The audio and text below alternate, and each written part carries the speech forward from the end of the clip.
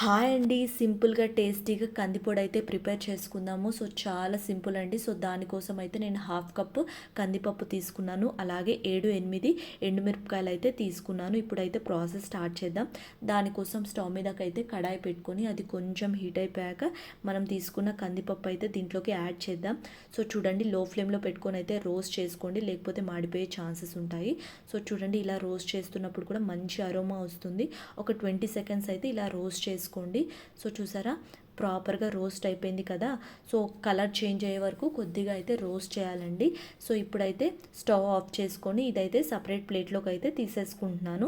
So, చూడండి ఇప్పుడైతే అదే కడాయిలో కొద్దిగా ఆయిల్ అయితే వేసేసుకొని సో, మనం తీసుకున్న ఎండుమిరపకాయలు కూడా దీంట్లో యాడ్ చేసేసుకోండి. సో, లో ఫ్లేమ్లో పెట్టుకొని ఒక 20 సెకండ్స్ అయితే ఇలా రోస్ట్ చేసుకోండి. ఎండుమిరపకాయలు తొందరగా మాడిపోతాయి కాబట్టి సో, లో ఫ్లేమ్లో పెట్టుకొని అయితే రోస్ట్ చేసుకోండి. సో, చాలా సింపుల్ ఇంగ్రీడియంట్స్తో అయితే ఇది ప్రిపేర్ చేసుకోవచ్చు అండి. సో, ఇవి కూడా వేగిపోయాయి కదా. ఇప్పుడు రెండు చల్లారి పెట్టేద్దాం. సో, చూడండి రెండు చల్లారిపోయాయి కదా. ఇప్పుడు మిక్సీ జార్లోకి వేసుకొని కొద్దిగా సాల్ట్ అయితే యాడ్ చేసేసుకొని స్మూత్గా గ్రైండ్ చేసేసుకుందాము.